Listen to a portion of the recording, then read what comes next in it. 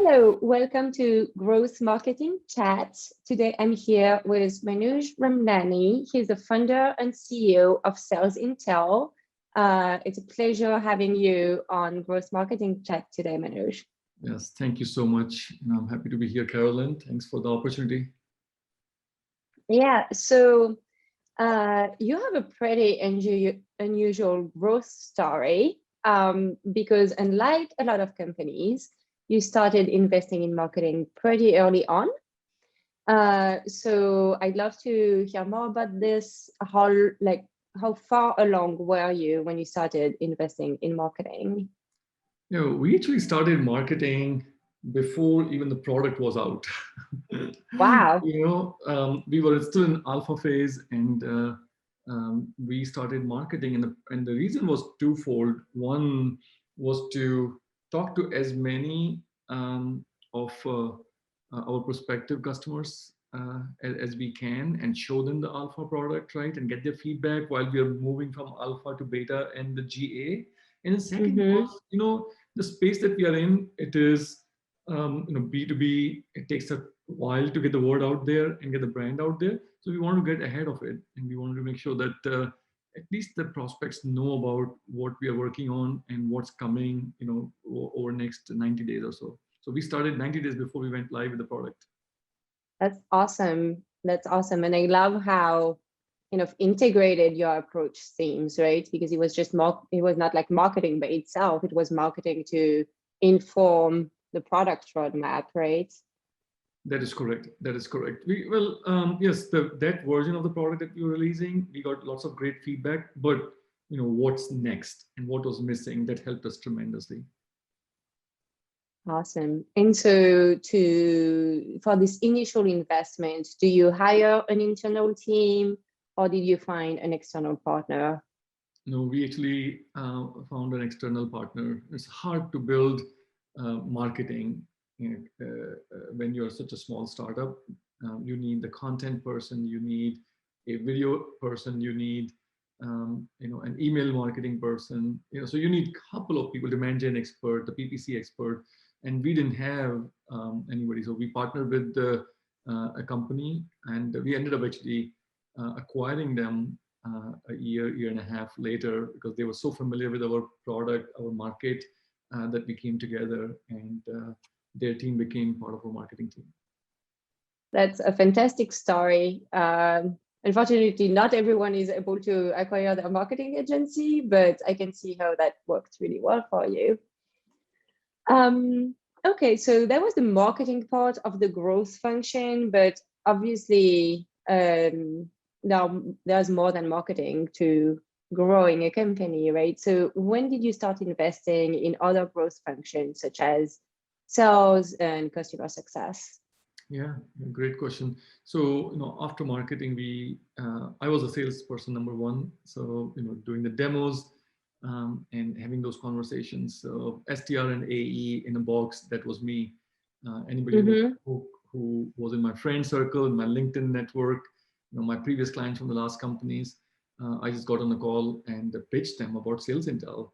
And the beauty of our business, Carolyn, is it's a very simple business. It's a very easy to understand value proposition, right? And the sales professionals, sales leaders, the marketing leaders, revenue leaders who we sell to, they can see the value proposition very, very quickly, right? So I was a salesperson number one, and the whole idea was to figure out the pitch, right? Can I sell it? If I can't sell it, it's hard for me to ask somebody else to sell our product. So once I proven that, yes, this product can be sold, and here's the pitch, here's what the pain points are for the prospects, I then hired my first account executive, and we fed them the marketing leads. And after that, we built the BDR functions, and then came the CS and account management later on. Yeah, and having you be the first salesperson, a lot of CEOs do this and are the first salesperson, but it's not always the case. And I think in most cases, it is so very important for the CEO to be on the front line and be that first salesperson, right? Otherwise, you don't learn from, you can't outsource these things, right? When you're starting out a company, I've always done it in all my companies, being a salesperson number one. You get appreciation for anybody that you bring on, right? Many CEOs, they bring VP of sales and they fire them. They bring a second VP of sales because they just have never gone through the pain themselves. Mm-hmm. Yeah, yeah.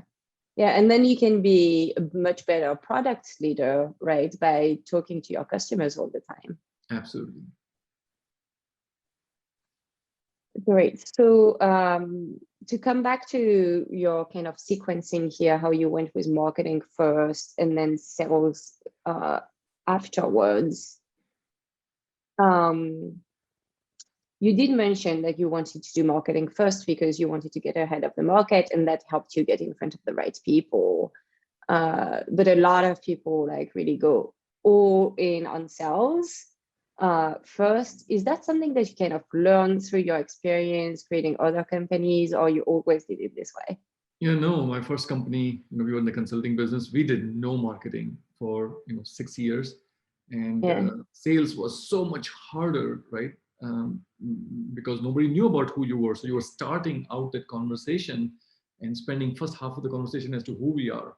Whereas Yeah. here with Sales Intel, our marketing team did a phenomenal job in getting the brand out there, getting the value prop out there. So when we get on a call in 30-minute conversation, they already know who we are, what we do, and it's all about showing them the value prop, showing them the product, and discussing, the synergies. Mm-hmm. Which brings another question. How did you measure marketing at the very beginning when you first started? Budget. Yeah. Yeah, we didn't have a lot of money, so it was email marketing. Was a big one. We did spend a little bit on PPC just to understand. A lot of it was SEO. We optimized our website, as much as we could, and on the keywords. And then one thing that we did early on that paid off was webinars. We partnered with other companies that have established brand and the reach, and we did webinars. To date, we do 3 to 4 webinars a month, and that pays off. Yeah, yeah. Well, webinars are great for people to understand your value proposition and have a good sense of what you do, who are the people in your company, and build that credibility, right? That's correct. That is correct. And you are at that time being a subject matter expert, right? You are providing more of a value to the prospect versus asking them for business. And once they connect with you, once they see that you are here to help them, the buying process becomes that much easier. Yeah, yeah. So all of this is music to my ears. Something that we see a lot with companies that are starting out is that,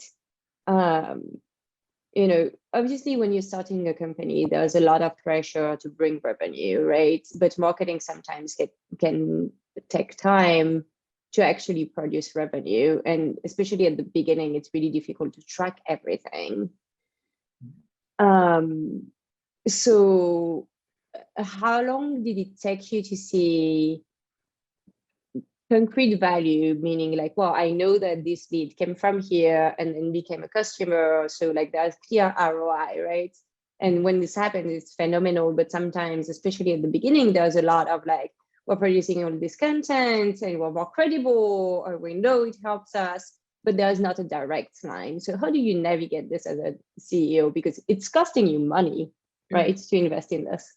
Yeah, it is still not more of an art than a science. We have matured a lot in the last 3 years, and we can attribute a lead or lead comes to opportunity and the deal ultimately to a channel. But still, I think we are 60-70% there. There are 30% of the cases you don't know. You can't clearly attribute because you have content going out there, your webinars going out, then your BDRs are starting to make the calls, and then you see this deal comes in inbound. What do you attribute to, right? Because the prospect, they have Sales Intel top of mind, and they have a challenge, they have a problem that they want to solve, and they go directly to Sales Intel your website, right? So you can't attribute that to SEO. You can't attribute it to just one channel. I think 70% of the times we know we can do an attribution one-to-one, but 30% of the times, it just works. We know one of the many things we did have attributed to this. Right. I had a marketer that I talked to previously tell me that she saw attribution as directional metrics. Yeah. Like, okay, so if you can attribute 70%, that's a really good number. Congratulations. Most people can't do that. And then maybe you're okay with the 30%, and maybe you're striving to improve this, but it's just striving to improve over time, right? Yeah. Really good perspective. So great. So to kind of conclude here, I know that you've been through these motions several times. Do you have any advice for any entrepreneurs out there? Like, what would you do differently if you were to start again today? Yeah, so we started CS, the customer success, pretty late, almost after a year and a half, to somewhere 12 to 18 months range. If I were to do this thing all over again, I would start the CS from day one. You have a customer, we have a good onboarding experience. We were kind of tag teaming it, people taking multiple responsibilities. Or the product leads were onboarding a customer. And that is a big lesson learned, and advice for any entrepreneur. Just think about the CS first, because it pays off big time. Yeah. Did it, not having the CS function, did it prevent you from closing more deals faster? Because you take, you put this bandwidth on somebody that has another role, right? That should be doing something else. Did it do that for you? Yeah, I think what it hurt us, the fact that we early on, for the first customers, we just were not able to connect. So when it came time for the renewal, they kind of didn't have a relationship with us, right? We did the deal, we onboarded them, and we kind of talked to them after almost 9 months, 10 months. It was pretty bad. But we've now all invested in. We have an amazing leader, Chelsea Madden. She runs our customer success account management. And we have all invested in that function. But if I were to do it all over again, I'll start that from one. So A, we didn't have a relationship. B, all this while, we were not able to upsell them anything because nobody was looking into the account at a deeper level, right? Right. When you have a solid customer success team, you learn, you're developing relationship, you're learning from the customer, you're upselling them, right? And you're getting a feedback that goes to the product organization as to what is it that the customers are looking for next. So it drives your product roadmap, or at least defines your, gives an input towards your product roadmap. Awesome. Well, thank you so much for sharing your insights with us today. I think it was a pretty phenomenal chat here. So yeah, thank you so much for joining. Really appreciate it. My pleasure. Happy to be here, Carolyn. Thanks.